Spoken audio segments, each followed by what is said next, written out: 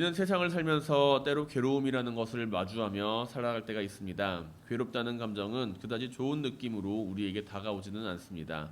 내 삶이 괴롭다라고 하는 것은 행복보다는 불행을 의미한다라는 것이죠. 우리의 삶에는 다양한 괴로움이 존재합니다. 그런데 괴로움이란 무엇일까요?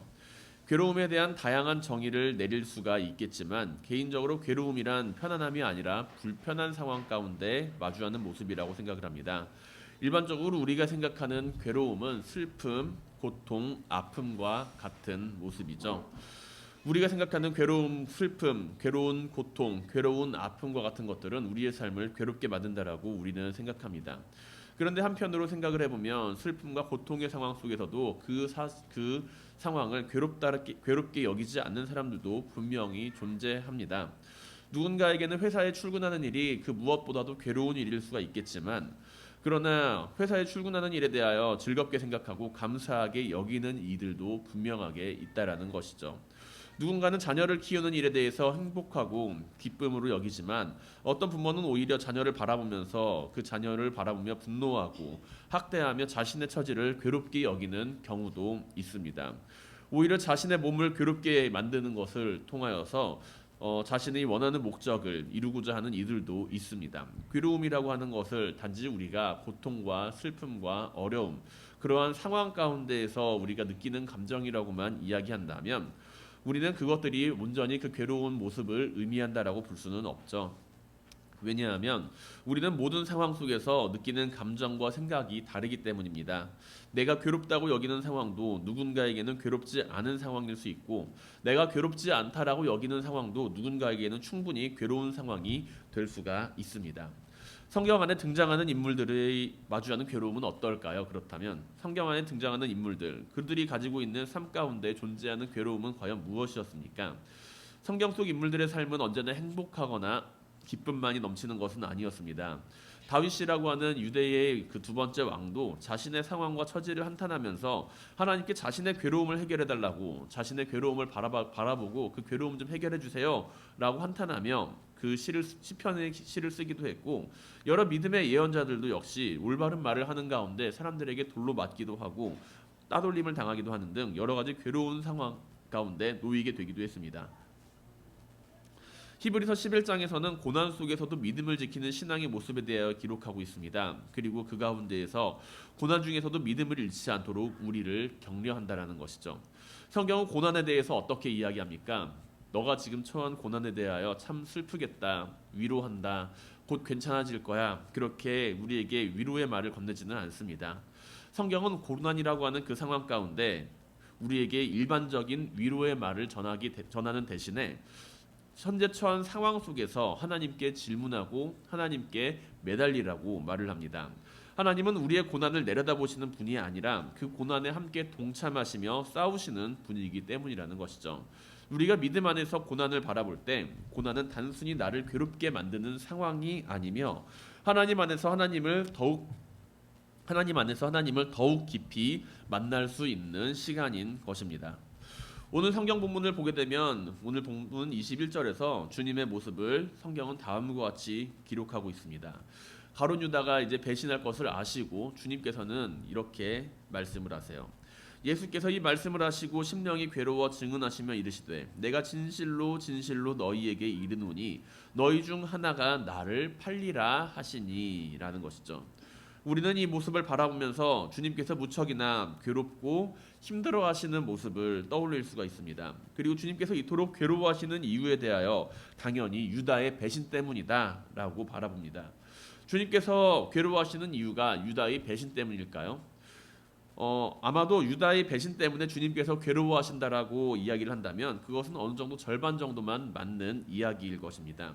왜냐하면 주님께서는 유다의 배신에 대해서 지금 딱 알게 된 것이 아니라 예전부터 알고 계셨기 때문이라는 것이죠. 유다의 배신이라는 모습 안에서 우리는 가룟 유다라고 하는 특정한 한 인물을 고정시켜두고 그 사건을 바라봅니다. 마치 디즈니 애니메이션 가운데 겨울왕국의 주인공이 엘사고 엘사를 보면은 겨울왕국이 떠오르는 것처럼 가룟 유다라고 하는 이미지는 늘 우리 가운데 배신자라고 하는 이미지를 통해서 투영이 된다라는 것이죠. 그렇다면 주님께서는 왜 괴로워하신 걸까요? 유다의 배신에 대하여 그것을 미리 알고 있었던 주님이라면 괴로움이 아니라 담담한 혹은 당연함으로 받아들이는 것이 맞을 겁니다.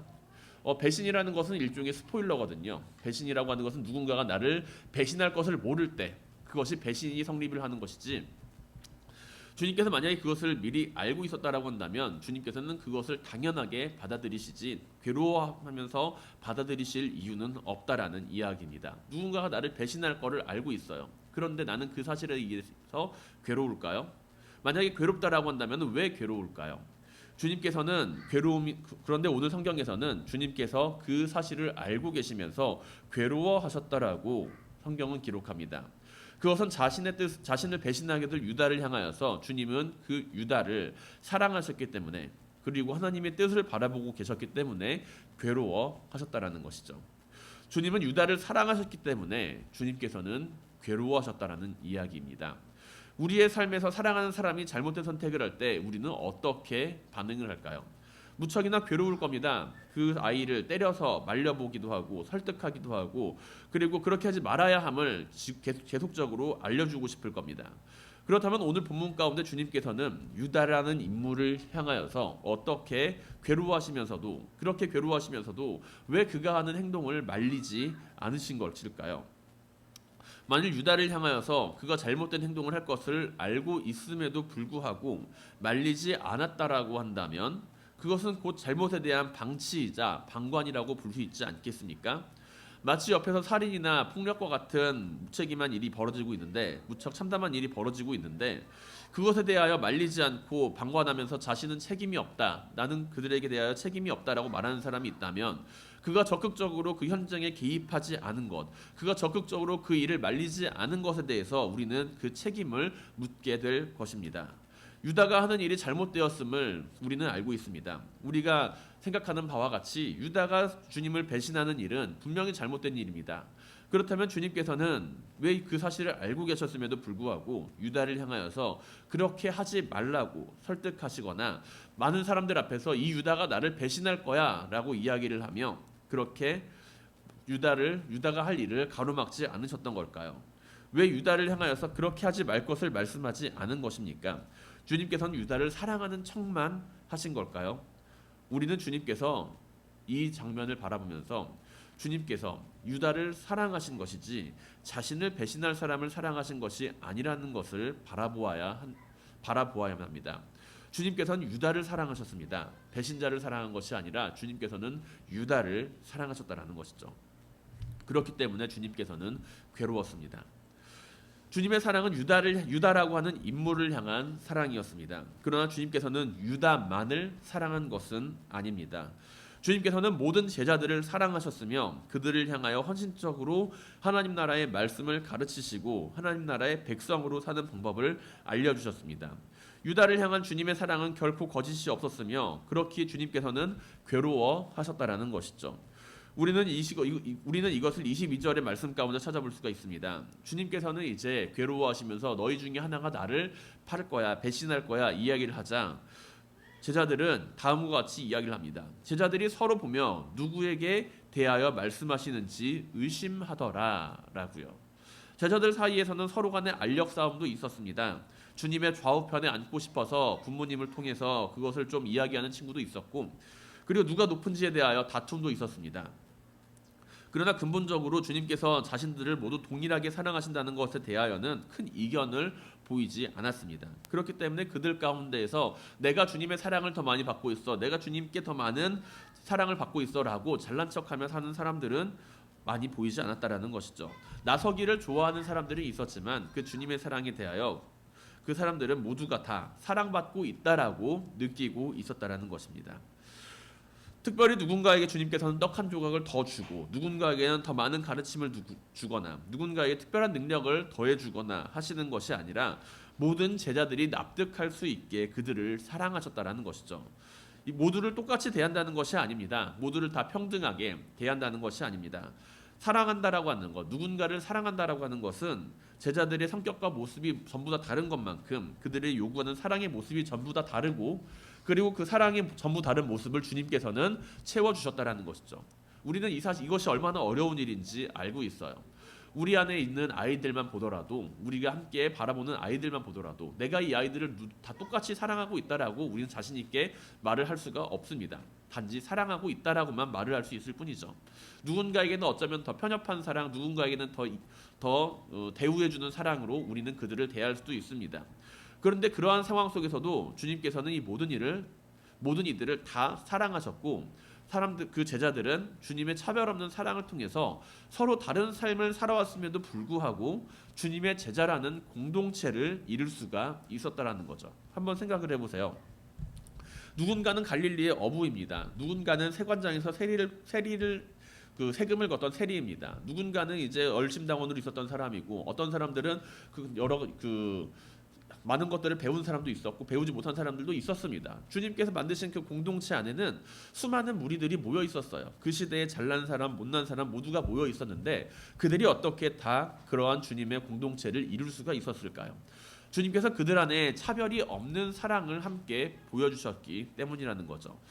그들을 다 똑같이 너가 빵 하나 먹었으니까 너도 빵 하나 먹어가 아니라 모든 사람들을 다 살피고 보살피는 가운데 이루어지는 사랑을 통해서 그들 안에서 사랑의 공동체를 이루어 가셨다라는 이야기입니다. 그리고 이러한 사랑은 유다에게도 해당하는 모습이었죠. 유다를 향한 사랑은 자신을 배신할 자를 향한 사랑이 아니라 유다라고 하는 그 사람을 향한 사랑이었습니다. 단지 하나님의 뜻을 알고 계신 주님께서는 이 사랑의 공동체 안에서 누군가가 배신할 것임을 알고 계셨고, 그것이 유다라는 사실을 알고 계셨을 뿐이라는 것이죠. 그러나 주님께서는 배신자를 향한 사랑을 나타내 보이신 것이 아니라 유다를 향한 사랑을 마지막까지 가지고 가셨습니다. 그것이 바로 주님께서 괴로워하신 이유라는 것이죠. 우리는 사랑하는 사람을 향하여서 어떻게 그 사랑을 바라보고 있습니까? 그가 나에게 어떠한 존재인지에 대한 의미를 부각하면서 그 사랑을 나타내기를 원한다라는 것이죠. 근데 저 사람이 나에게 어떤 사람인데 나는 저 사람을 얼마나 사랑해? 저 사람이 나에게 이러한 사람인데 나는 이 사람을 이만큼 사랑해. 이 사람이 나의 아들이기 때문에 나는 이 사람을 이렇게 사랑해. 이 사람이 나의 부모님이기 때문에 나는 이 사람을 이렇게 사랑해. 이 사람과는 나는 몇십 년 전부터 계속 친한 친구였기 때문에 나는 이 사람을 이만큼 사랑하는 거야 라고 이야기를 하면서 그 사람이 가지는 존재적인 의미에 대하여 부각을 하면서 그 사랑을 나타내기를 원한다라는 것입니다. 그러나 우리가 하나님의 뜻 안에서 그를 사랑한다라고 한다면 그가 나에게 어떠한 존재인지를 바라보면서 사랑하기보다 그를 향한 하나님의 뜻 안에서 함께 그를 바라보아야 할 것입니다. 그것은 분명 괴롭고 힘든 일이 될 수도 있습니다. 그러나 주님께서는 유다를 사랑하셨지만 억지로 막지 않으셨죠. 그것이 그 안에서 이루어질 하나님의 뜻을 바라보셨기 때문입니다. 주님께서는 유다를 사랑하셨지만 억지로 막지는 않으셨습니다. 그를 사랑하셨기 때문에 막아설 수도 있었지만 주님께서는 유다만을 사랑하신 것이 아니라 다른 제자들과 모든 인류를 다 사랑하시기 때문에 그를 막지 않으셨습니다. 그러나 유다라고 하는 그 유다라고 하는 인물의 입장에서 바라보게 된다라고 한다면 그는 주님이라고 하는 분이 주신 그 사랑을 분명히 받아서 알고 있었지만 끊임없이 그 사랑을 의심하고 주님이 보여주시는 그 사랑의 모습에 대하여 믿지 못했을 때, 결국에는 주님의 사랑에 대하여 끝까지 신뢰하지 못했을 때 배신이라고 하는 선택을 하게 되었다라는 것이죠. 하나님께서는 아담과 하와가 선악과를 따먹지 못하게 울타리를 치고 삼정을 옆에 설치할 수 있었을까요? 없었을까요? 하나님께서는 충분히 아담과 하와가 선악과를 따먹지 않도록 그 옆에 울타리도 칠 수 있고 함정도 만들고 절대로 따먹지 말 것을 명심하시면서 그곳에 가면은 이제 절대로 접근하지 못하게 만들 수 있는 여러 가지 장벽을 설치를 할 수가 있었을 겁니다. 그러나 그렇게 하지 않으셨어요. 단지 그들에게 이야기하십니다. 너희가 저것을 먹으면은 저 나무의 열매를 먹으면 정령 죽으리라 라고요. 그들을 사랑했기 때문이죠. 강압과 강요로 인해서 그들을 따르게 하는 것이 아니라 자발적으로 그 사랑을 받아들여서 올바른 선택을 하기를 원하셨다라는 것입니다. 주님의 사랑은 무엇입니까? 강요되는 사랑인가요? 주님의 사랑은 강요하는 사랑입니까? 강압적으로 그 사랑을 따르게 만드는 모습인가요? 아니라는 것이죠. 자발적으로 그 사랑을 받아들이며 올바른 선택을 하게 만드는 것이 바로 주님께서 보여주신 사랑의 모습입니다. 그리고 오늘날 주님께서도 우리를 그렇게 사랑하고 계십니다. 그리고 우리는 주님의 사랑 앞에서 유다와 같이 선택을 해야만 합니다. 그 주님의 사랑에 대하여 우리가 올바르게 응답할 것인가, 아니면 그 사랑을 믿지 못하고 신뢰하지 못하고 그 사랑을 배신할 것인가. 우리도 유다처럼 사랑을 받으며 그 사랑을 의심하고 세상의 유혹을 선택하고 있지는 않습니까? 언제나 주님의 사랑에 응답하면서 올바르게 응답하면서 살아가는 모든 성도님들이 되시기를 주님의 이름으로 간절히 축원드립니다.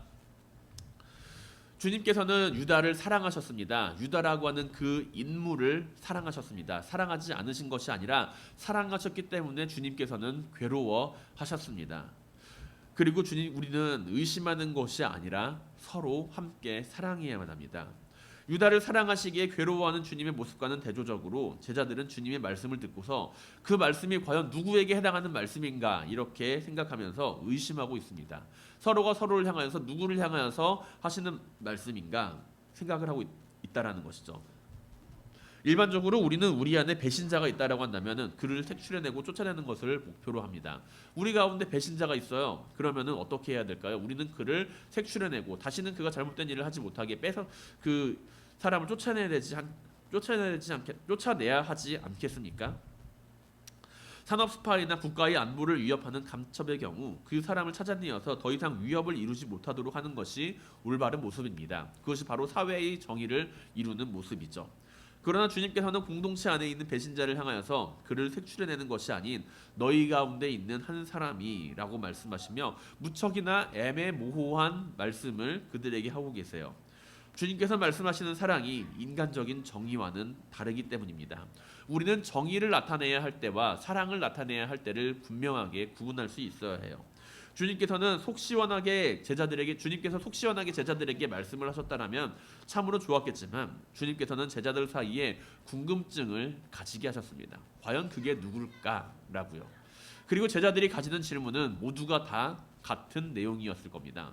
나는 아닌데 누가 주님을 배신할까라는 것이죠.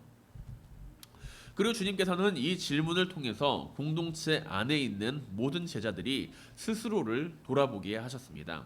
제자들은 주님께서 말씀하시는 그 배신자라고 하는 그 인물에 대해서 떠올리기 위하여 나는 아니다 라고 스스로를 돌아보아야만 했다라는 것이죠. 우리는 일반적으로 한번 발생한 일이 또다시 발생하게 될 것이라는 두려움을 안고 살아갑니다. 우리가 그런 것을 바라보면서 트라우마라고 이야기를 하죠. 어릴 적에 개한테 물린 사람은 개한테 다시금 물리게 될까봐 두려워 떨게 될 겁니다. 그리고 또한 우리는 누군가에게 배신을 당한 일이 있다라고 한다면, 누군가에게 배신을 당했다라고 한다면 어떻게 될까요? 또 누가 나를 배신하지 않을까라고 생각을 하면서 오히려 사람을 믿지 못하게 될 가능성도 있다라는 것이죠. 그 배신의 크기가 크면 클수록, 그 배신을 한 사람이 내가 믿었던 사람이면 믿었던 사람일수록 그가 보여주는 배신의 의미와 모습은 나에게 큰 트라우마로 작용하여서 두 번 다시 사람을 믿지 못하게 되는 모습으로 남게 될 수도 있습니다. 이것을 우리는 트라우마라고 이야기를 하죠. 그렇다면 주님의 십자가 사건을 한번 생각을 해봅시다. 주님의 십자가 사건 가운데 누군가가 배신을 합니다. 가룟 유다라고 생각을 하지 말고 누군가가 배신을 했다라고 생각을 해봐요. 누군가가 배신을 했다라고 한다면 그것은 예수 그리스도 공동체 안에서 어떠한 모습이었을까요? 매우 치명적인 모습이었을 겁니다. 항상 사랑을 이야기하고 사랑의 공동체를 이야기하던 예수 그리스도의 그 공동체 안에서 배신자가 등장했다라고 하는 사실은 그들에게 큰 트라우마로 남게 될 가능성이 있다라는 것이죠. 저렇게 예수님의 가장 옆에 있었던 가룟 유다라고 하는 인물이 주님을 배신하는 그 일에 나타냈는데 너라고 배신하지 않겠어? 라고 이야기를 하면서 그들은 서로가 서로를 의심해야 하는 상황 가운데 처할지도 모릅니다. 공동체 안에서 누가 다시금 배신하지 말라는 확실한 보장이 없기 때문이죠. 그러나 주님께서는 제자들에게 있어서 배신자의 문제로 인해 공동체가 무너지고 서로가 서로를 믿지 못하게 되는 것을 원하지 않으셨습니다. 주님께서는 배신자의 문제를 두고서 그를 공개적으로 처형시키거나 공개적으로 비난하지 않으시고 그 문제를 통해 공동체 전체가 자신들의 모습을 돌아보고 자신들의 신앙을 점검하게 되는 기회로 삼게 되기를 바라셨습니다. 배신자의 문제는 유다만의 문제가 아니었기 때문이죠. 왜냐하면 모든 제자들이 주님의 십자가 앞에서 그를 부인하고 저주하고 떠나게 되었기 때문입니다. 그리고 그들은 너희 중 하나가 나를 팔리라 라고 하는 주님의 말씀을 다시금 떠올리게 되었을 겁니다. 처음에는 가룟 유다가, 그 다음에는 베드로가, 그 다음에는 주님의 곁을 떠났던 그 누군가가 너희 중 하나가 나를 팔리라라고 하는 주님의 말씀을 다시금 떠올리게 되었을 겁니다.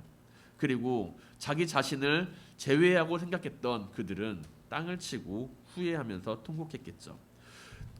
늘 누군가를 비판하고 그가 주님을 배신했다라고 우리는 말할지도 모릅니다. 그러나 주님께서는 유다를 사랑하셨기 때문에 괴로워하셨고 베드로를 사랑하셨기 때문에 괴로워하셨습니다. 도마를 사랑하셨고 요한을 사랑하셨습니다. 그리고 나를 사랑하시기 때문에 주님께서는 괴로워하시고 당신을 사랑하시기 때문에 주님께서는 괴로워하십니다. 내가 그가 아니다라고 이야기하기 때문에 주님께서는 괴로워하시며 그 사랑 안에서 우리가 주님을 늘 배신하는 그 모습을 가지고 살아가기 때문에 서로가 서로를 늘 정죄하는 모습을 가지고서 살아가기 때문에 주님께서는 괴로워하십니다. 만약에 우리가 주님의 사랑을 알고 있다면 너희 중 하나가 라고 하는 그 말을 통해서 가룟 유다를 떠올리는 것이 아니라 우리 자신을 돌아보아야만 할 것입니다. 너희 중 하나가 나를 팔리라 라고 하는 그 말 안에서 우리는 누군가가 서로가 서로를 정죄하면서 믿지 못하며 살아가는 것이 아니라 그 안에서 그럼에도 불구하고 유다를 사랑하신 주님이, 그럼에도 불구하고 베드로를 사랑하신 주님이 나를 사랑하고 너를 사랑하신다라는 사실을 발견할 수 있어야 한다라는 것이죠. 사랑하는 성도 여러분, 우리가 주님의 사랑을 바라보며 함께 사랑하며 살아갈 수 있게 되기를 바랍니다. 각 사람에게는 각자의 정의가 있고 각자의 의로움이 존재합니다. 나의 의로움이 상대방의 의로움이 아니며 나의 정의가 곧 너의 정의도 아닙니다. 모든 이들에게는 나름대로의 다 이유가 있습니다. 심지어 어쩌면 주님을 팔아넘긴 유다에게도 그 나름대로의 정의와 그 나름대로의 이유가 있었기에 주님을 팔아넘겼을 것입니다.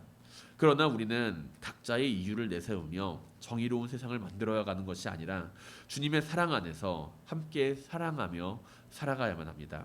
우리는 언제나 나는 아니야 라고 말하지만 나는 아니야 라고 말하는 그 당사자가 바로 나임을 기억하고 바로 주님께서 그럼에도 불구하고 나를 사랑하시고 계시다라는 점을 명심해야 합니다. 언제나 우리가 이 세상을 살아가며 인간적인 정의만을 추구하며 살아가는 것이 아니라 하나님의 사랑을 이루어가는 모든 성도님들이 되시기를 주님의 이름으로 간절히 축원드립니다.